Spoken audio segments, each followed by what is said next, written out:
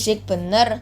Apaan sih itu, Kak? Ih, aduh, gak bisa nonton dengan tenang nih. Bu, apa toh itu yang rame? Walah, itu ada tukang lagi pasang pagar rumah yang baru. Ada yang lepas kayunya. Kapan hari kena mobil orang yang muter depan rumah kita? Kan gak sampai rusak semua pagarnya kan, Bu? Kok gak diperbaikin Bapak aja, Bu? Jadi kan gak seberisik ini kalau cuma nambal pagar. Loh, nanti kalau tidak diganti pagarnya, rumah kita akan mudah dimasuki orang tak dikenal. Belum lagi nanti kucing-kucing tetangga bisa masuk lewat kayu yang copot itu. Tidak aman. Iya, Kak. Bener itu kata ibu. Ya sudah, berisik dulu siang ini. Tapi nanti malam kita akan tidur tenang ya kan, Bu? Iya anak-anak, nanti sore juga sudah akan selesai. Kita bisa tenang lagi nonton dan tidurnya. Dan Bapak juga sudah tidak was-was lagi tak iya? Karena rumah kita akan aman. Setuju tak iya? Nah, Bapak ini jadi ingat cerita kota Yerusalem. Saat pagar pelindungnya dulu juga rusak, hancur, kena serangan musuh-musuh Israel loh. Pagar? Maksud Bapak tembok ya, Pak? Lah. Iya, maksud Bapak tembok tak iya? Tembok juga pagar pelindung kan? Iya, Pak. Ada cerita tentang tembok rusak di Alkitab. Ada lah tak iya. Coba simak ceritanya. Shalom teman-teman, apa kabar? Senang bisa menyapa teman-teman lagi di Jumat Ceria GPIB Maranatha Surabaya. Pada kali ini di episode ke-49, saya Hana akan bercerita tentang Nehemia. Yuk teman-teman kita simak ceritanya. Di sebuah puri di Persia, ada seorang hamba Tuhan yang bernama Nehemia. Ia bekerja sebagai pelayan raja dan bertugas sebagai juru minuman raja. Walaupun hidupnya enak di istana, tetapi hatinya sangat sedih. Karena ia mendengar bahwa tembok kota tempat leluhurnya, yaitu Yerusalem, roboh dan pintu gerbangnya terbakar. Kota Tuhan itu rusak dan tidak ada yang menjaganya. Nehemia menangis dan berdoa kepada Tuhan, meminta pengampunan atas kesalahan yang diperbuat oleh bangsa Israel dan meminta pertolongan Tuhan agar tembok Yerusalem dapat dibangun kembali. Tuhan mendengarkan doa Nehemia dan raja yang ia layani memberi izin, bahkan menolongnya dengan surat untuk para bupati dan memberikan kayu-kayu untuk membangun kembali tembok Yerusalem dengan penuh semangat. Nehemia berangkat ke Yerusalem. Sesampai di Yerusalem, Nehemia mengajak semua orang Israel untuk membangun tembok di Yerusalem. Nehemia percaya Tuhan akan menyertai dalam pembangunan tembok Yerusalem. Semua orang bekerja sama-sama. Ada yang memperbaiki pintu gerbang, ada yang menumpuk batu, ada yang berjaga-jaga dengan tombak dan pedang. Tapi musuh-musuh mereka mengejek dan marah. Nehemia tidak gentar karena Tuhan yang besar dan dahsyat yang akan menolong mereka. Maka dengan doa dan kerja keras, dalam waktu 52 hari, tembok Yerusalem selesai. Semua orang bersuka cita karena Tuhan telah menolong mereka dalam membangun kembali tembok Yerusalem.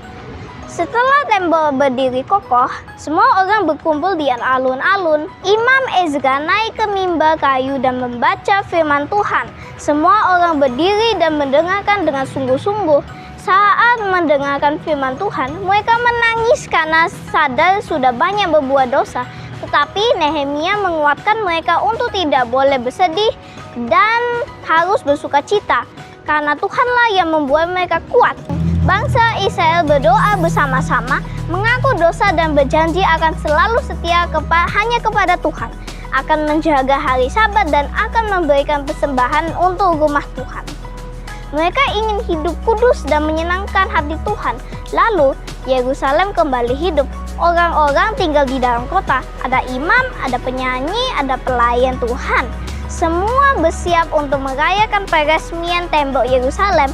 Ada nyanyian, ada musik, ada sukacita yang besar. Mereka memuji kebesaran Tuhan.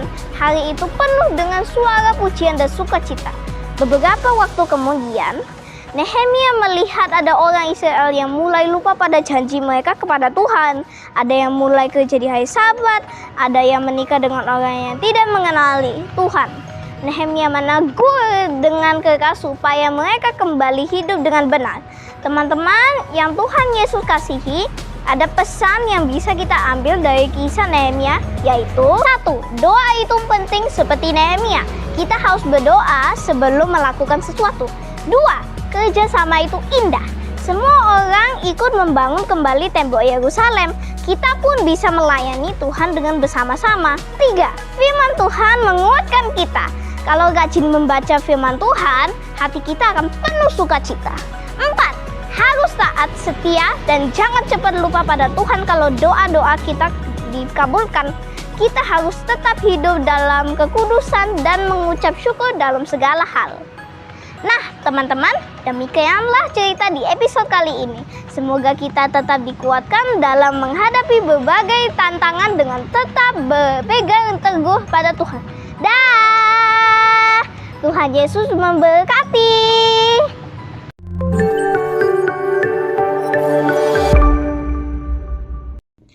Shalom adik-adik yang dikasihi Tuhan Yesus. Dalam episode kali ini ada beberapa pengetahuan yang dapat kita pelajari. Nehemia adalah seorang pemimpin Yahudi yang menjadi hamba kepercayaan Raja Artasasta. Ia memegang jabatan sebagai juru minuman raja, yaitu orang yang menyiapkan minuman raja. Saat mendengar Yerusalem dalam keadaan rusak dan berbahaya, Nehemia berdoa, berpuasa, dan memohon kepada raja untuk diizinkan pergi ke Yerusalem. Yang mendukung Nehemia membangun tembok Yerusalem adalah Allah, mendorong Nehemia dengan kerinduan dan visi untuk membangun kembali Yerusalem, memberikan kekuatan, perlindungan, dan memimpin keberhasilan proyek tersebut. Raja Artasasta memberikan izin resmi, surat jalan untuk keamanan, serta kayu dan sumber daya lain yang dibutuhkan untuk pembangunan, karena ia percaya bahwa Nehemia dapat dipercaya. Rakyat Yahudi, mereka bekerja dengan segenap hati, bersatu, dan menunjukkan keberanian serta ketekunan dalam membangun. Imam Ezra membantu Nehemia dalam memulihkan kehidupan rohani bangsa Israel dalam pembaharuan spiritual melengkapi pekerjaan fisik pembangunan tembok. Namun, ada yang menghambat Nehemia membangun tembok Yerusalem. Sanballat, Bupati Samaria yang sangat marah dan menjadi pemimpin utama penentangan, sering mengejek dan meremehkan orang Yahudi. Tobia, pejabat Amon yang bersekongkol dengan Sanballat, berusaha menghentikan pembangunan dan bahkan menyuap imam besar untuk memanipulasi Nehemia. Orang-orang Arab, Amon, dan Asdod, kelompok-kelompok tetangga yang bersatu dengan Sanballat dan Tobia karena kepentingan politik dan teritorial. Demikian teman-teman pengetahuan dari episode kali ini. Tuhan Yesus memberkati. Wow, begitu ceritanya ya Pak. Seru juga ya. Masa sampai pas bangun tembok pagar, bangsa Israel masih juga diganggu bangsa lain. Nyuwun sewu, Pak, Bu, pagaripun sampun rampung. Oh, nggih Pak. Sudah selesai ya? Tunggu, saya panggilkan Bapak. Pak. Sebentar ya Adiani. Bapak ke depan, Bu. Matur nuwun Bapak-bapak. Iya, ternyata seru juga ya. Ani juga baru tahu tuh tentang cerita pagar Yerusalem. Nah, betul toh. Seru tak ye. Tapi kerennya, Pagar itu akhirnya jadi dalam waktu singkat dan kota Yerusalem hidup kembali dengan usaha bersama dan pertolongan Tuhan. Itulah namanya kerja bakti, tak ya? Oh iya, nak kena. Ayo sekarang kita kerja bakti, bersih-bersih halaman depan, pasti kotor. Yuk, ayo. Siap, Bapak.